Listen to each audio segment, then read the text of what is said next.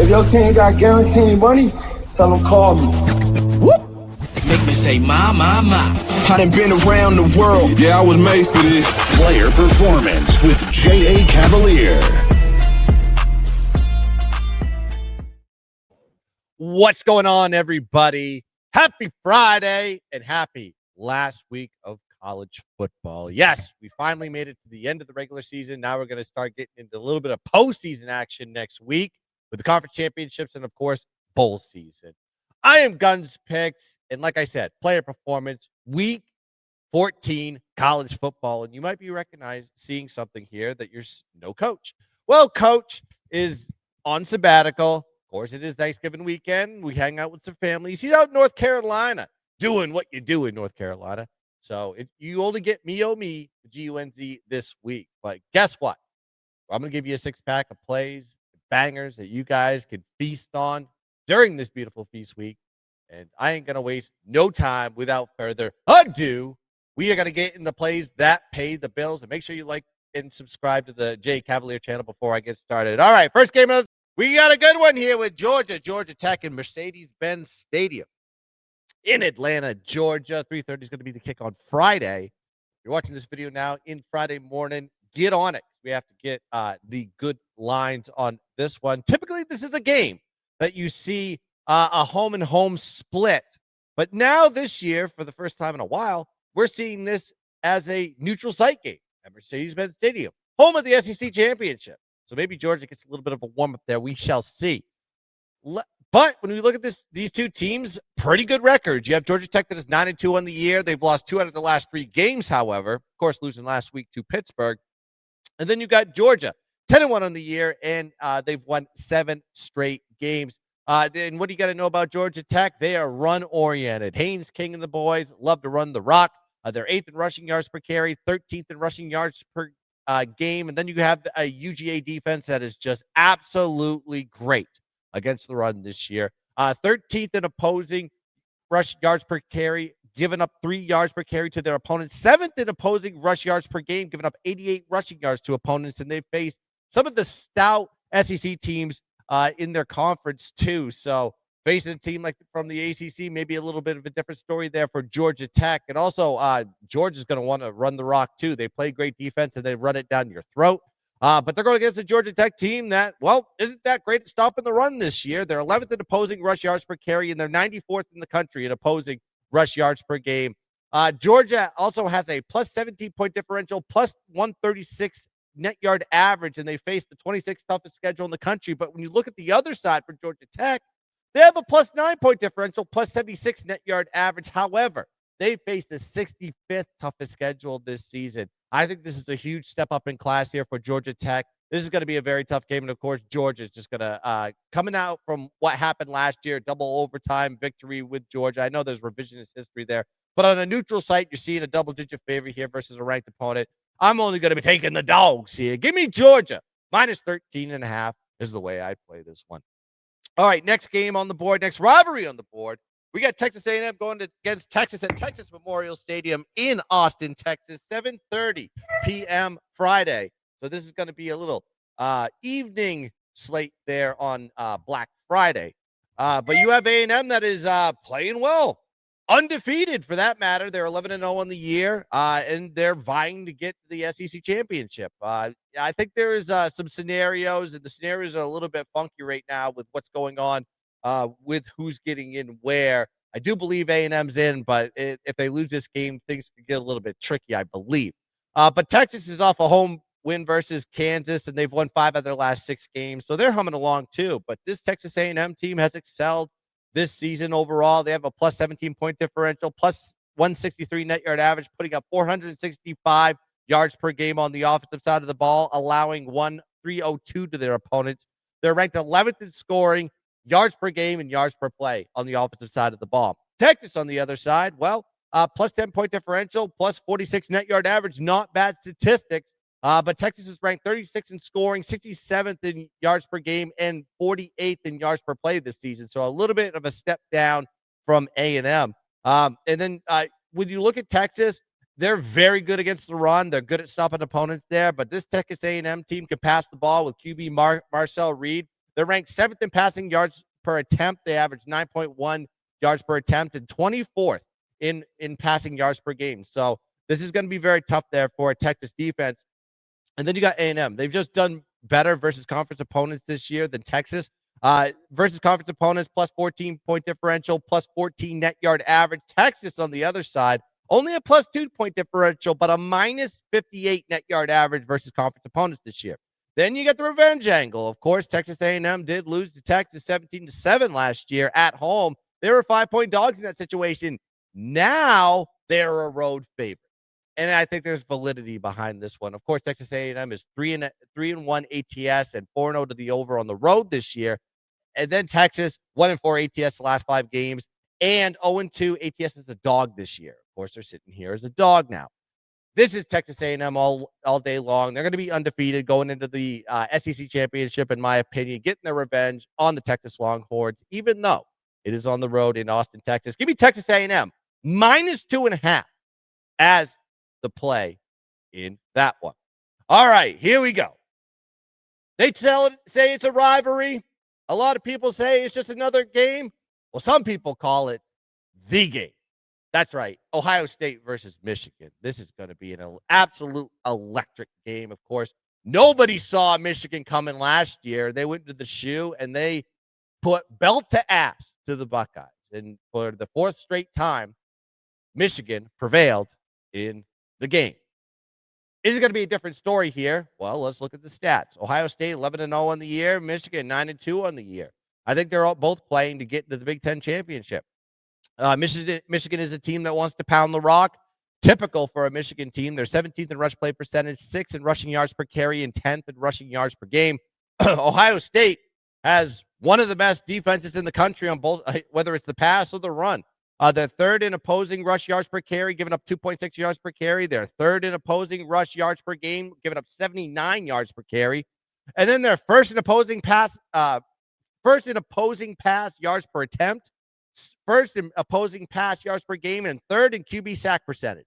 They get to the quarterback, and they're just great against the pass overall. And if you're just looking from an overall defensive perspective, they're number 1 in points per game, yards per game, and yards per play given up to opponents. This is a very stout, it might be a better Ohio State defense than what we saw last year with all those seniors and juniors that they had.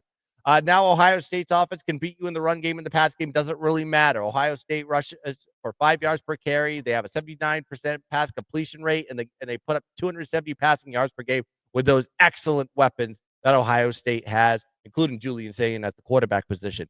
Then you got to look at the defense there for Michigan. Top 10 against the run. I'll give you that. Very good rush defense. However, vulnerable in the passing game. They're 78th in opposing pass completion percentage. They're 45th in the country in opposing pass yards per game. So I think Ohio State will need to take advantage of the passing in this one and not try to pound the rock like they've done in the previous couple years. Like I said, 4x revenge spot here for Ohio State. Losing outright last year is 19.5-point home favorites. Line did dip from last year, I'll say that, but I think it's predicated on the fact that, well, Michigan got better. They got a quarterback. They got a little bit of an offense, and their defense didn't really have that big of a step back this year. The over is also enticing in this one, but I think this is going to be a little bit of a swing to the other way on as far as the total goes because they're 10-1 to the over in the last 11 meetings. However, last year, of course, went under. Only 23 points scored in that game. Also got to look at Michigan when they're a dog this year. 0-2 ATS is a dog, and this is the biggest dog line that Michigan has had all year. They're 2-0 to the under as a dog, averaging only 13 points per game in those situations. And that tells you something there. And that was against USC, and that was against Oklahoma.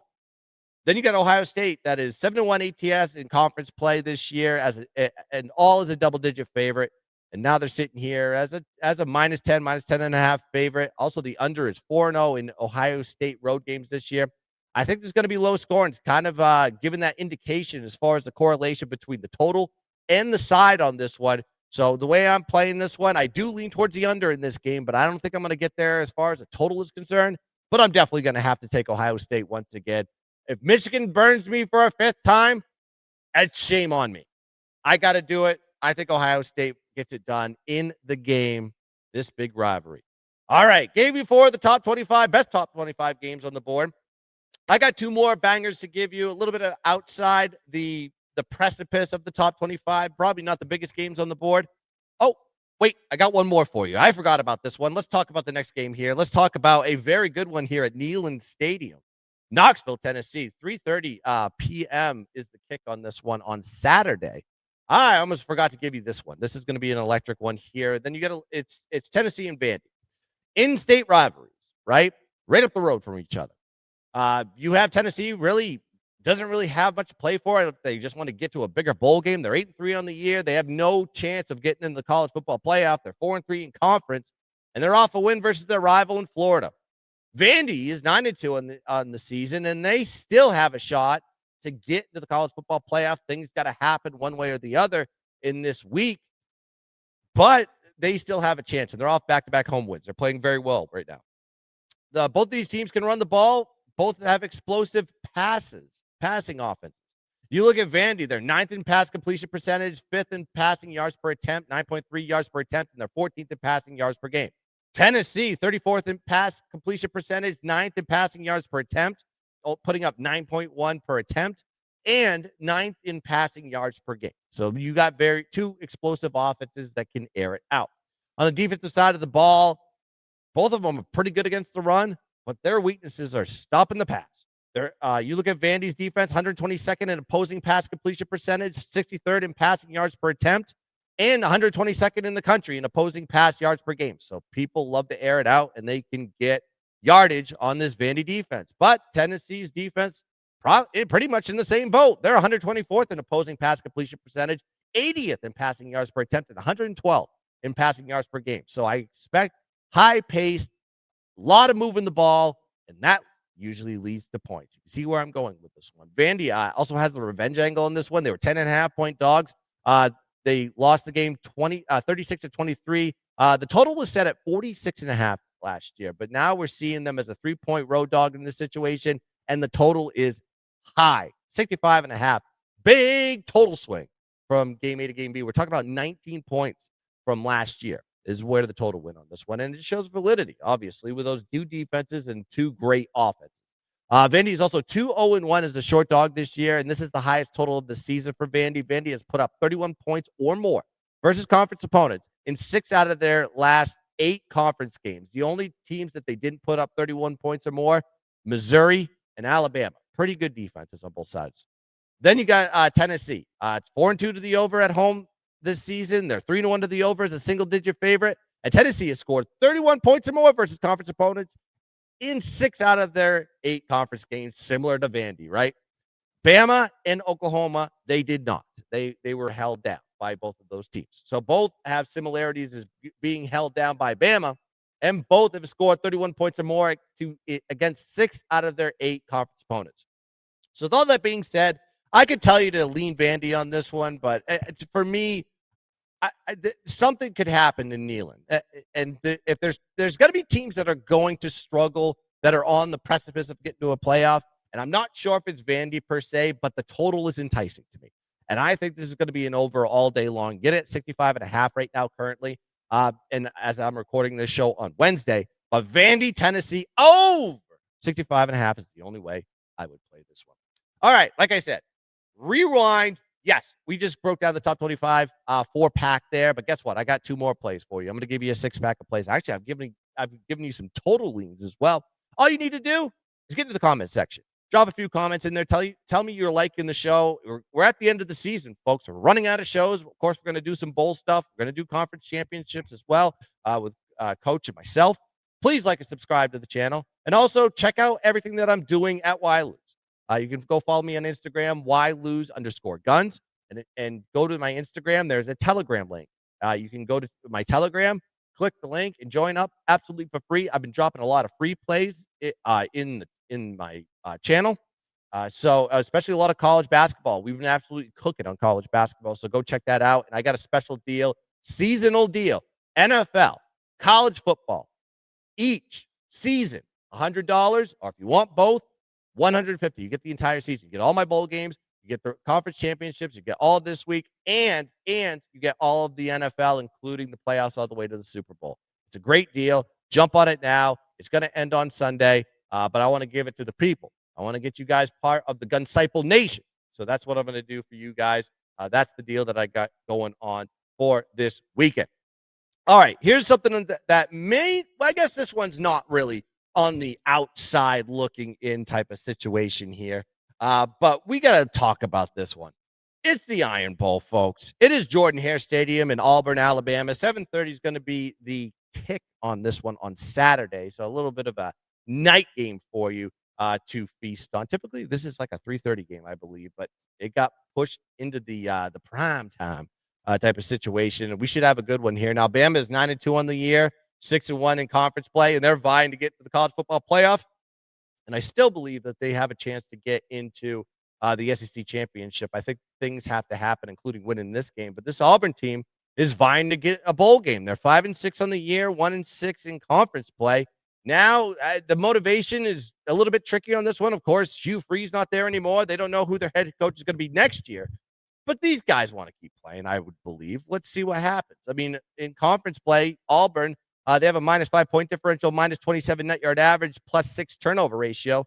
Bama in conference play has a +8 point differential, +64 net yard average, and a +2 turnover ratio. So very kind of close in a couple sense. I would say that the scoring is probably not as close, but when you look at Auburn's strength of schedule, they face the 6th toughest schedule this year, while Bama's faced the 23rd. So you got to put that into the weight of this handicap as well. Auburn, despite their tough schedule, their defense has been stout. Great numbers from them, and that carried over from last year. I mean, they're 23rd in opposing points per game, they're 30th in opposing yards per game, and they're in opposing yards per play. So they're in the top 30 in a lot of key statistical categories as far as the defense is concerned. Also, Auburn is ranked 4th in rushing yards per carry and 5th in rushing yards per game given up to opponents. So they can really handle the run. Auburn has been a run-oriented team lately. If you go look at their numbers, they're putting up 206 rushing yards per game, 5.6 yards per carry in their last 4 weeks. So I expect them to kind of be a little bit more run-oriented in this game as well. And Auburn has won the yardage battle against, even though they're losing these games in the points, they've won the yardage battle in their last 5 games. So they're actually outgaining their opponents. They're just not getting the victories or not scoring points. This sounds like the team it was last year, all right? Bama has given up rush yards on the road this season. If you actually go look at their numbers, that's kind of one of their weak points. They've given up 5 yards per carry and 183 rushing yards per game to opponents on the road this season. Last year, Bama beat Auburn 28-14. They were 10.5 point home favorites in that situation. Now, the total was 52.5. This year, Auburn is a 6.5 point dog and a low total to boot at 46.5. It's kind of gone a little bit in the other direction. Yes, the line correlation is pretty much the right on point with the side, but the total is very enticing to me. The under is 4-1. The under is 4-1 last 5 games for Bama, and this is the lowest total of the year for Bama as well. So take that with a little bit of grain of salt. Also, Auburn 5-0 to the under at home this season versus FBS opponents. The only time it went over is when they played an FCS opponent. That's the only time it ever went over at Jordan-Hare Stadium this season. Bama is also 1-3 ATS on the road this season. Their only cover was as a dog. So every time you get them as a favorite on the road, you should fade them because they're already 0-3 ATS in those situations. And then you got to look at the home team when these two teams meet up for the Iron Bowl. The home team is 12-1 ATS in the last 13 meetings between these two teams. So with all that being said, I'm going to take this hat off. I'm going to put on the Auburn Tigers hat, and I think this might be the second or first, maybe the first time I put this hat on for the college football show. But I'm going to be wearing it proudly because I think War Eagle is going to prevail and possibly get a little bit of an upset versus Alabama this week. Regardless of who the head coach, it's an interim coach. I think these guys will play spirited against their rival, and Auburn has a lot to play for in this one. This is a scary spot here for Alabama. Also like the under in this one at 46.5, because if you're going to be taking the dog, you're going to be taking the under because you're saying that defense is going to step up and play, and Alabama is going to struggle to score. And if they're going to struggle to score, Auburn will definitely struggle to score, so I like the under in that one as well. All right, next game on the board, the final game on the board we're going to give out today. We're going to talk a little Georgia Southern versus Marshall at Jones C. Edwards Stadium, Huntington, West Virginia. 1:30 p.m. is going to be the kickoff on Saturday. You have two teams playing for their bowl lives here from the Gun Belt. You have Georgia Southern at 5-6 on the year, and they're off a loss to ODU. You have Marshall 5-6 on the year as well, off a close loss to App State that would have got them into bowl position. What you got to look about Marshall? They're run-oriented offense all season long. They're 24th in rush play percentage. They run the ball 60% of the time. They're 31st in rushing yards per carry, and they're 20th in the country in rushing yards per game. But they're going against a Georgia Southern defense that is just terrible at stopping the run this year. They're 135th in the country in opposing rush yards per carry. They give up 5.9 yards per carry to their opponents. 136 in opposing rush yards per game, giving up 248 rush yards per game to their opponents. That is astounding. They don't even play against triple option teams, and they're giving this much up on the ground game. Georgia Southern is terrible on the road this season, too. You go look at their numbers. They have a minus 20-point differential, minus 205 net yard average. They're giving up 534 yards of total offense to their opponents and 39 points per game this season. Georgia Southern is 1-4 straight up and ATS on the road this year. They are unbackable on the road. They're a better home team. Marshall has been great at home. Plus 9-point differential, and with wins over some good wins. ODU, Texas State, teams that they weren't supposed to be in Huntington, they did it. And they're 4-1 ATS at home this season. It's also got a revenge angle on this one. Marshall was a great team last year. However, lost to Georgia Southern. They lost 24-23 to Georgia Southern on the road. And now you see them as a heavy favorite. Oh, I would consider this a heavy favorite line when they were a dog on the road last year.